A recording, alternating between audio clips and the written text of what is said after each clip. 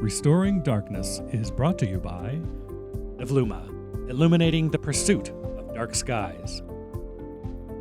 Welcome back to the Restoring Darkness podcast. On today's show, it's my great pleasure to be joined by Dr. Jeremy Tregloan-Reed.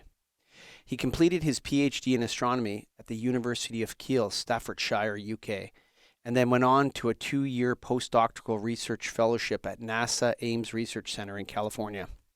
In 2018, Dr. Tregloan-Reed relocated to Northern Chile, and his primary research is in exoplanets, specializing in exoplanets which orbit active host stars.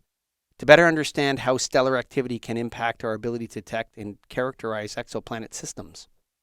Since the start of 2020 and after the launch of DarkSat, SpaceX's first attempt to dim their satellites, Dr. Tregloan-Reed has been leading an international network of telescopes in performing brightness measurements of satellite constellations such as Starlink, OneWeb, and Amazon Kuiper.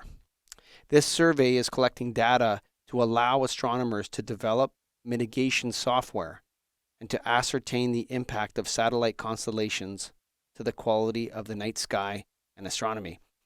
His social media, it looks like he's on Twitter at Tregloan_Reed, and Blue Sky, that's a longer one, but they'll be on the Restoring Darkness website. So if you want to check out his social media, go to restoringdarkness.com, pick his podcast, and all the information will be there, including from where he works. Before we go there, though, we got to tell you about our good friends at Evluma. That is evluma.com.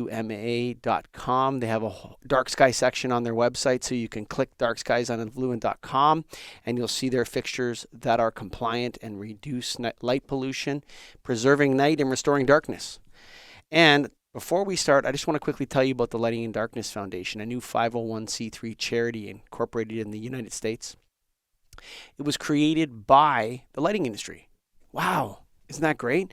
So 70 different lighting distributors and about 25 different manufacturers decided that it's time for an organization that is dedicated to the preservation of night and the restoration of darkness to be created by the lighting industry. Yes, isn't that great?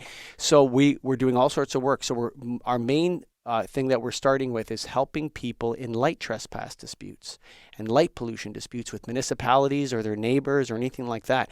And so we're going to go in there and check it out and see what's happening in the actual situation on the ground and decide if the neighbor or the municipality has installed responsible outdoor lighting and if it can be improved.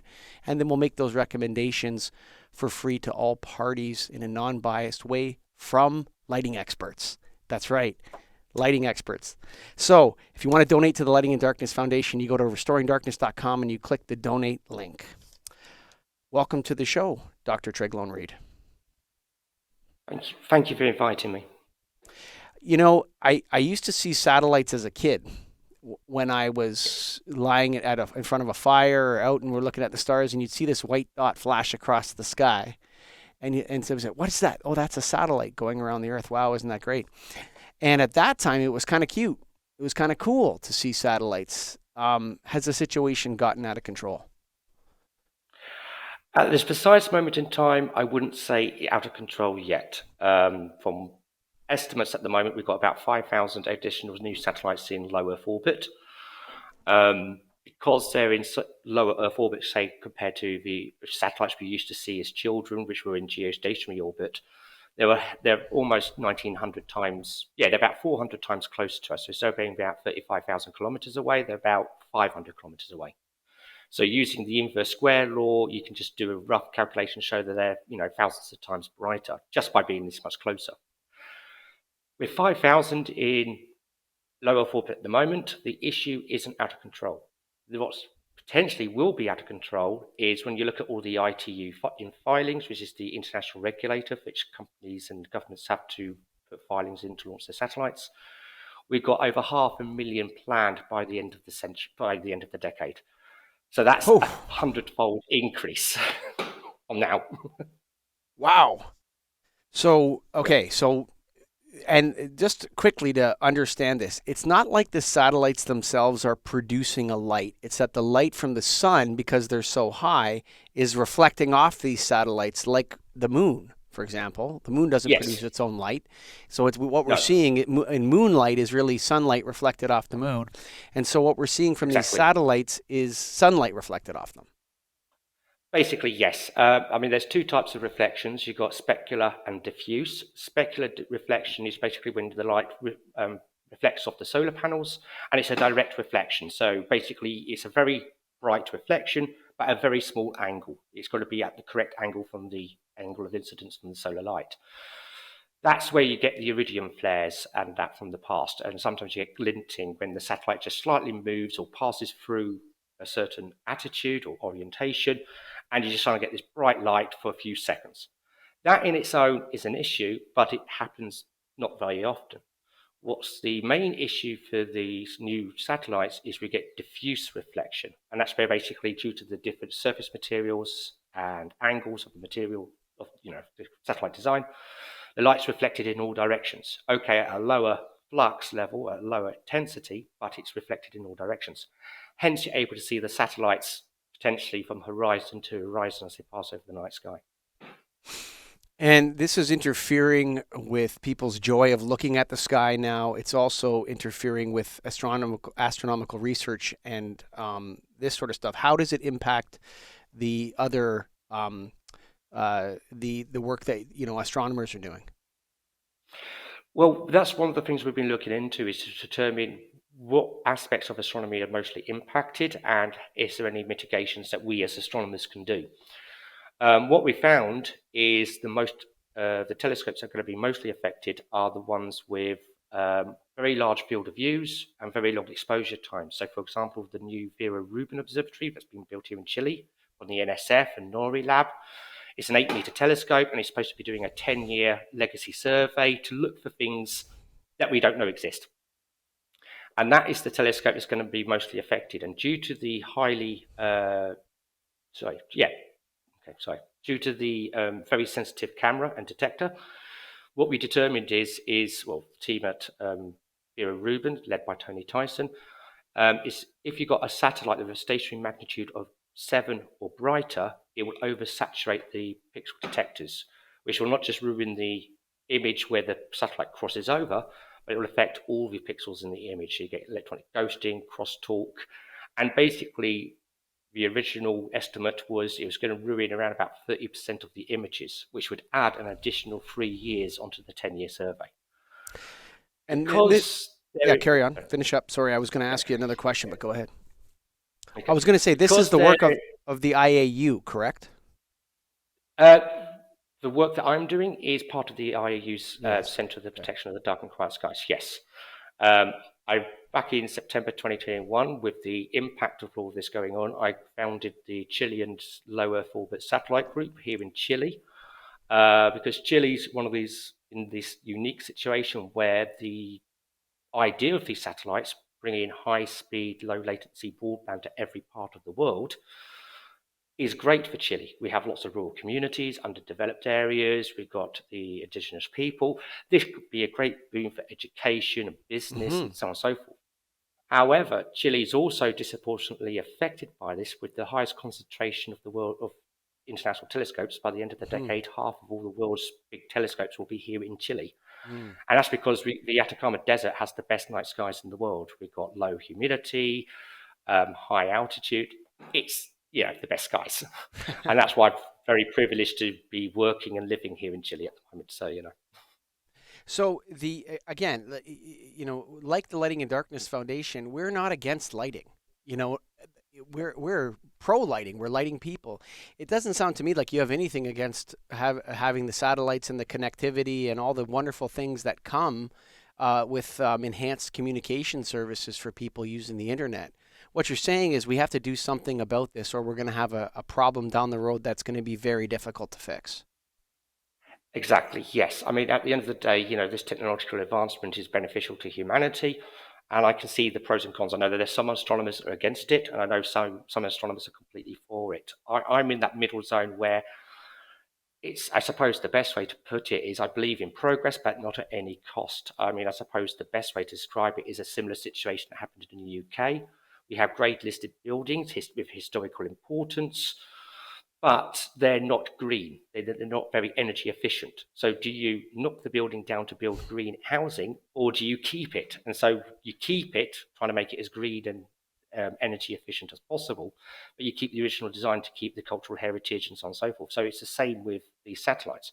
Yes, we want them, but we need to work together with the operators to minimize the impact.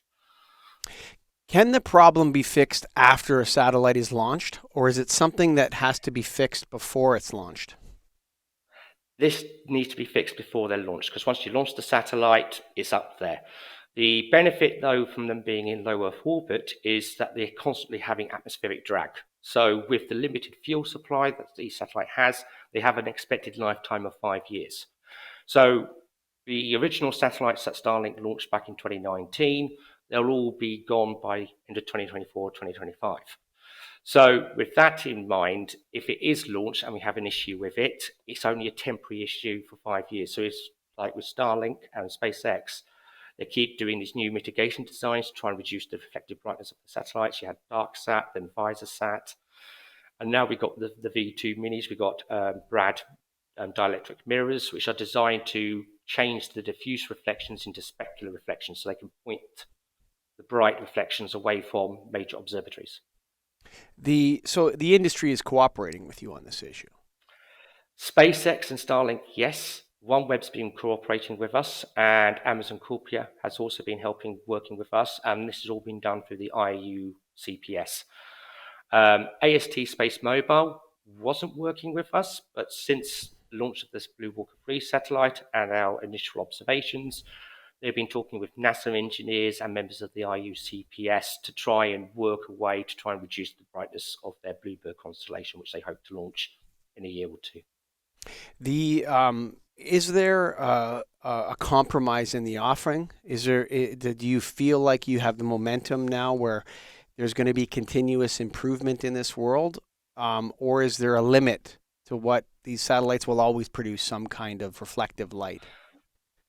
Yeah, the brightness limit factor that we've came to is about magnitude 7. So that's basically 100 times brighter than a magnitude 2. For your listeners, basically Jupiter's roughly magnitude minus 2.4 and Venus is minus 4.7 or something like that. So basically Venus is 100 times brighter than Blue Walker 3 when Blue Walker 3 is at its brightest. But the issue is, and there's been quite a bit of research done into this, and there's still research continuing on, is that even if we have the satellites at magnitude 7 or fainter, so they're no longer visible to the human eye, they're still going to add to the sky background glow. And this is going to be a compounding effect as you get hundreds, thousands, tens of thousands, hundreds of thousands of these satellites. It will basically drown out the faintest objects in the night sky, things that, distant galaxies and quasars.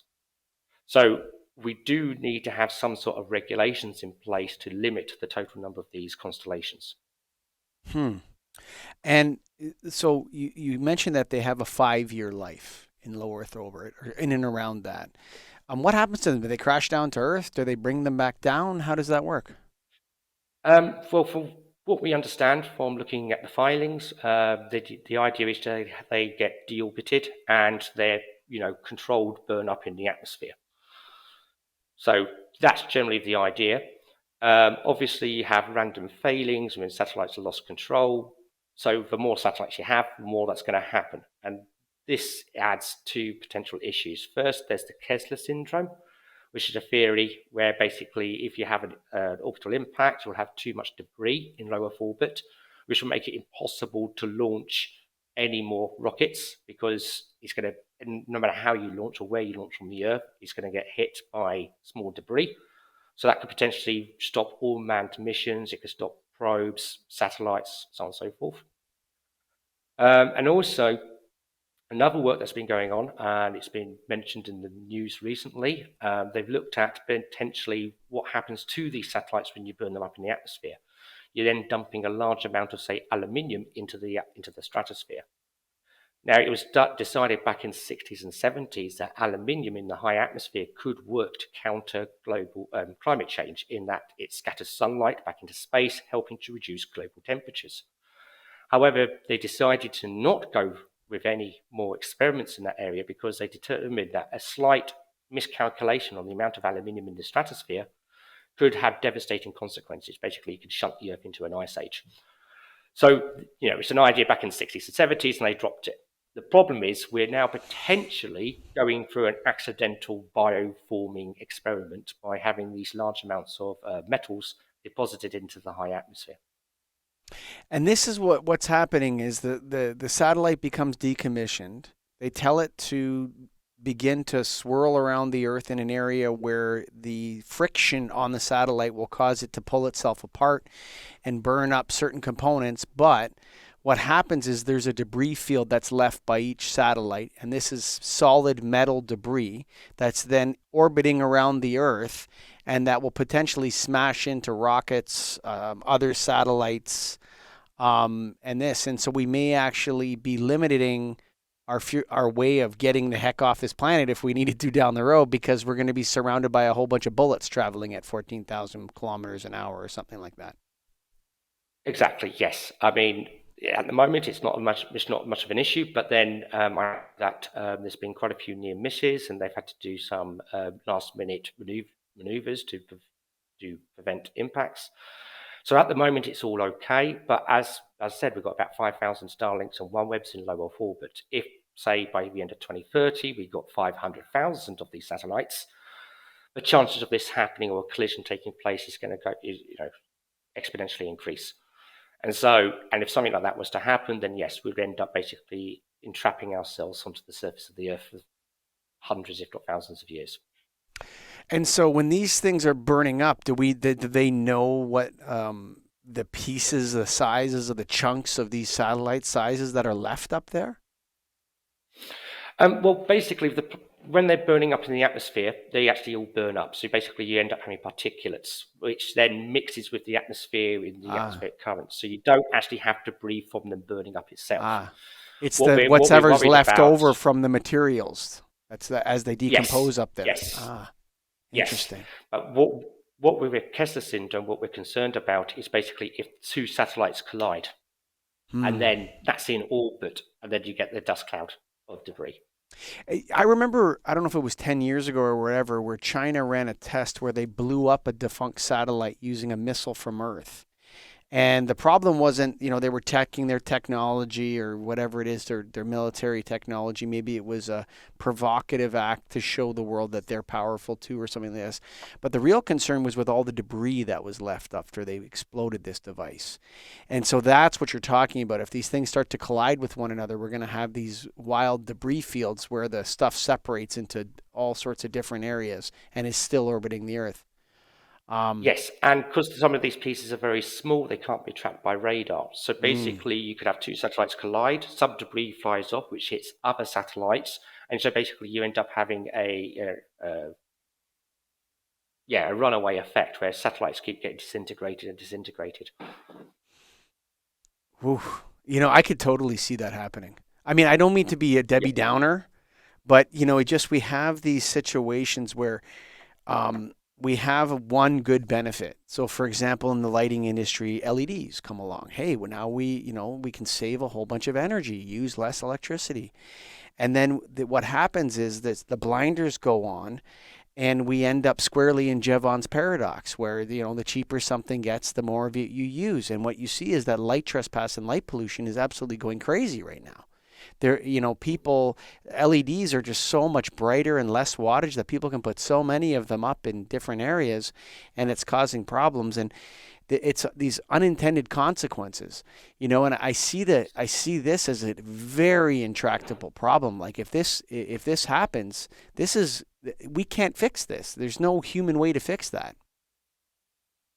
No, not at the moment. I mean, I do know there are some companies doing experiments with satellites to collect defunct satellites, try and collect them and tow them away, or so on and so forth. But if you end up having a Kessler syndrome situation where basically that's it, you're not going to be able to launch. So you're not going to be able to put these satellites to collect the debris up there.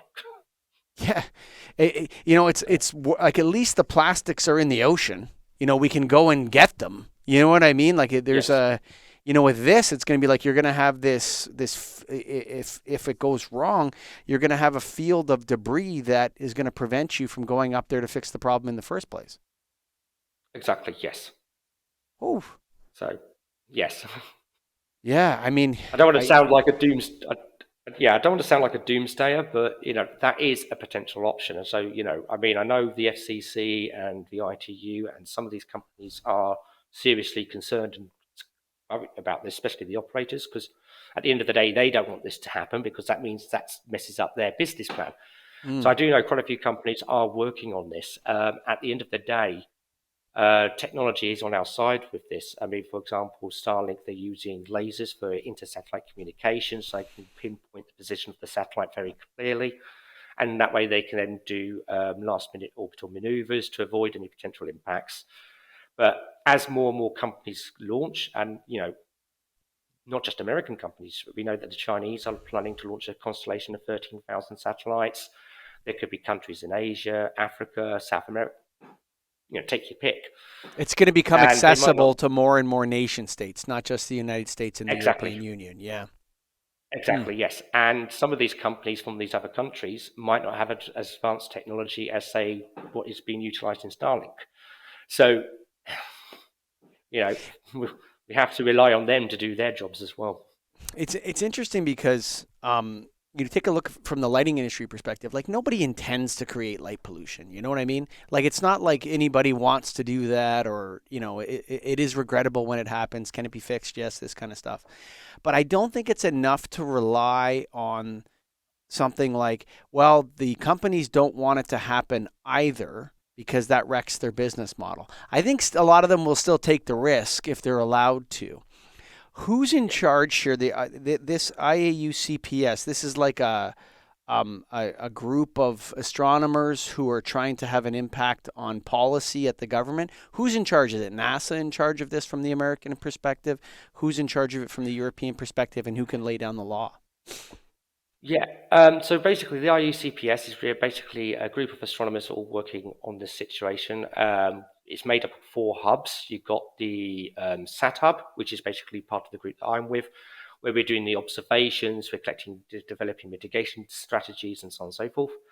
You then have the public engagement hub, which is basically to talk to the various members of the public, explain the importance of astronomy and the impact these satellites have. And you then have 2 very important hubs. You've got the policy hub, which is basically working with UN COSPAS and on international treaties and space law. And you then also have the industry hub, and that's basically the hub that's working with the different satellite operators to try and allow them to share their technology that's got NDAs on them with a small select group of astronomers and so on and so forth. The issue is all these rules are basically governed by the International Space Treaty, which is done through the UN. Chile last year, the year before, made a push with the COSPAS meeting in Austria last year to try and get a committee set up within the UN to examine this and try and work at ways of different countries. The issue is that all the countries said yes, apart from one country. I won't name it, but this one country said no, and as a consequence, nothing happened. Because with the UN, you need to have everyone say yes before anything happens, which is a bit of a pain in the backside and slows things down. I understand the reason why, but it's more international politics. But it took 20 years for the International Space Treaty to be ratified. So regulations are slow, especially on the international level. Yes, for example, Chile can do its own regulations when it comes to light pollution. I mean, we just passed a new law that actually now limits what sort of lights you can have in certain distances from the major observatories. So when you're within a few hundred kilometers of one of the main observatories, you can only use orange lighting. You can't use the blue LEDs. And they brought out, but they've also made it a bit fairer in that private residents, they only have to change their lights to the new color, to the new lighting code when their lights fail and they need to replace the bulb. Businesses have to do it within the next 12 months, and mining companies in particular, because quite a lot of the light pollution that we're getting here in the Atacama is from the main cities and all the big mining companies. But that's what it can do in its own borders. It can't really do anything above out in orbit, that has to come, it's just like the ocean, it comes under international law. And so as a consequence, you need all countries in agreement. So the FCC and the Americans and the Europeans could say, yes, we like this regulation in place to protect the night sky or the kisses. But you could then have, say, China, Russia, another country, to say, but we want to launch our constellation, provide high-speed internet to our people, and we don't have that money to pay for this extra technology to overcome the regulation, so we reject it, and so therefore the international rule doesn't take place. So we're having to come at this from multiple avenues, not just regulations, but also from working with the operators and trying to find the way forward that's benefit to everyone. It's interesting because it seems like these problems of nation state priorities. Okay. So this country wants to have their communication network. This other country wants to have their communication network. And when sort of as this starts to grow and grow and grow, you see the problems expand faster than the knowledge and the regulations can expand. Do we need to slow down here a little bit? Is there any way to do that? What's your gut instinct? Is it going to go wrong? Is it going to go right? Well, this is the thing. I mean, this is why we created the IUCPS, to let these people all over the world know we're here, we're willing to work with them, we're willing to try and, find ways to solve this before it becomes a problem. At the end of the day, we can't force anyone to work with us. There's no international regulations. So, but then you have companies like SpaceX, Starlink, who've actually turned around and said their mitigation designs that they're developing, they're making them open and free to other companies. They're actually willing to give the technology and the designs to the other companies so the other companies can incorporate them for free, which is actually really brilliant from them. So I know there's been a lot of bashing about Starlink and SpaceX and their satellites. And yes, perhaps some of it's deserved, but they also are actually responding. They are spending money on trying to develop mitigation designs, and they're making this freely available to other companies. So we're just, at the moment, we're stuck on having to, work with the companies and rely on their openness and their want to do this. I mean, at the end of the day, for SpaceX, for example, they're all rocket engineers and satellite designers. They grew up loving the night sky themselves. So Sure. we're relying on their wants and their ability to not make things worse. So, which is not really the best way to go about it, because as I said, you've got other countries, things get messy. So, but one of the things that we are also wanting to do is let the public know about this sort of thing, because one of the things that we are thinking of is similar to what happens in the UK. I don't know about America, but basically, if you're looking for an energy provider, you can look at different companies. They give you the different quotes. But some companies say, we are a green energy provider, all our electricity comes from wind farms. So quite a few people then select that company for green credentials. So if we had, say, the different operating companies providing, say, not green credentials, but dark sky credentials, saying we've made all our satellites fainter than this, we're doing this work to make it easier for radio telescopes, then consumers might turn around and say, okay, they're being more, what's the word? They're dealing with the situation better, so I'll select them as my as my internet provider. The product labeling thing is also fraught, though, right? So when you start to when people are able, I actually do a lot of podcasts and I speak to different organizations. I was just talking to one yesterday about this idea of product labeling, right? Like how do you, and the product labeling industry just keeps expanding so quickly into every different area that it's almost impossible for any particular product label to get accepted by the public, because the time it takes for people to make this connection, like, oh, I'm going to choose this company over that. It needs to be part of the mix, but it can't be the only solution to the problem. I think we need to have the actual industry needs to really buy into your work. That's what I think has to happen. Exactly. Yes. I mean, as I said, this is just one of the many things we're looking at. getting the consumers on side, but also, getting the industry, the operators on side. I mean, as I said, Amazon Kuiper, for example, they've developed 2 prototype satellites, one with a mitigation design, one without, and we're aiming to collect data, of the 2 satellites to determine the efficiency or the effectiveness of the mitigation designs, and we're then sharing that information with Amazon, so that way they can then go to the engineers and say, this worked, this didn't work. And so basically at the moment we're wanting to build good rapport with these operators and basically work with them, on a voluntary basis.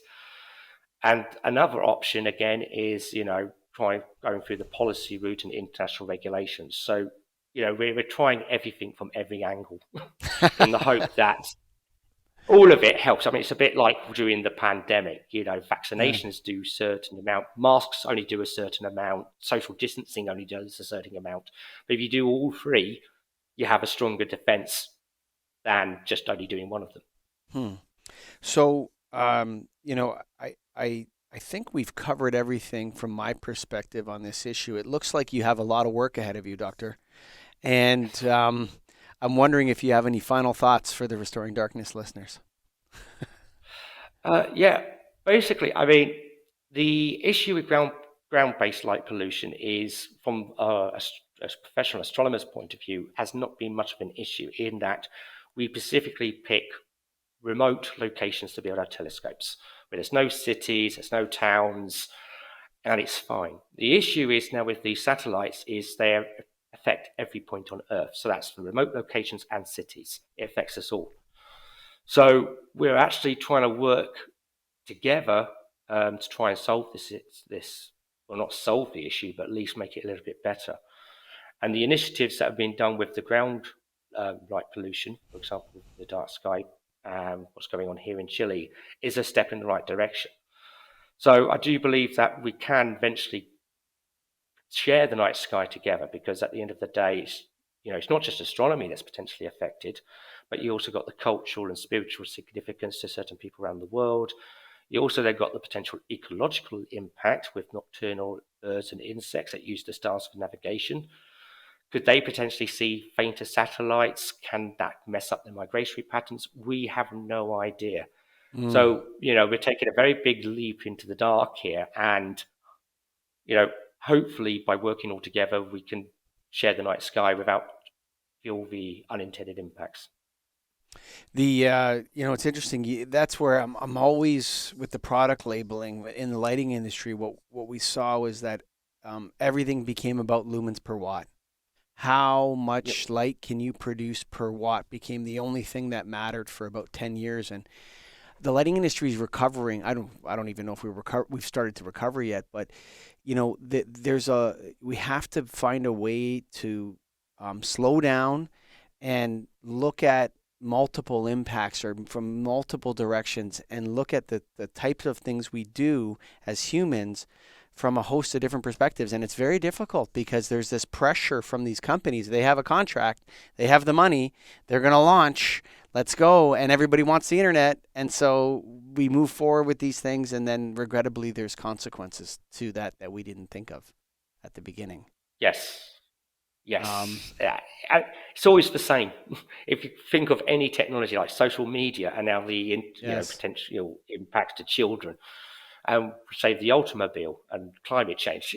Sure. It's always been the same thing. Yeah, it's a cycle I wish we could break, but I think at the end of the day we're a limited species. We are not. We don't have this. We have 80 years on the planet if we're lucky, and we want to live a certain way, and so we have to make these different compromises. Hopefully you guys are successful. If you guys want to check out the work, it's cps.iau.org. That's the website for the work that Dr. Tregloan-Reed is working on with other astronomers around the world. And why don't you check out evluma.com if you're a lighting person. Go to evluma.com, click the dark sky link there on the website. And of course, the Lighting in Darkness Foundation. That's right, we're going to be in the field. We're going to create a training program so we can have an army of people that are not anti-lighting. We're not against lighting. We want to sell light fixtures. That's what we do. But we're going to know how to measure light trespass. We're going to know how to tell people how to eliminate that or reduce that or mitigate that substantially. And so we're working towards that training program and helping folks in the field. So if you'd like to support us, why not become a monthly donor? We'd love it. Go to restoringdarkness.com, click the donate link. Thank you for listening. Bye for now. Look no further for dark sky-friendly products than Evluma. Since its first product launch, Evluma has carried one or more International Dark Sky Association certified models. If your customer cares about light pollution, suggest the OmniMax with shielding or the AreaMax with full cutoff to reduce uplight and glare. Evluma, illuminating the pursuit of darkness.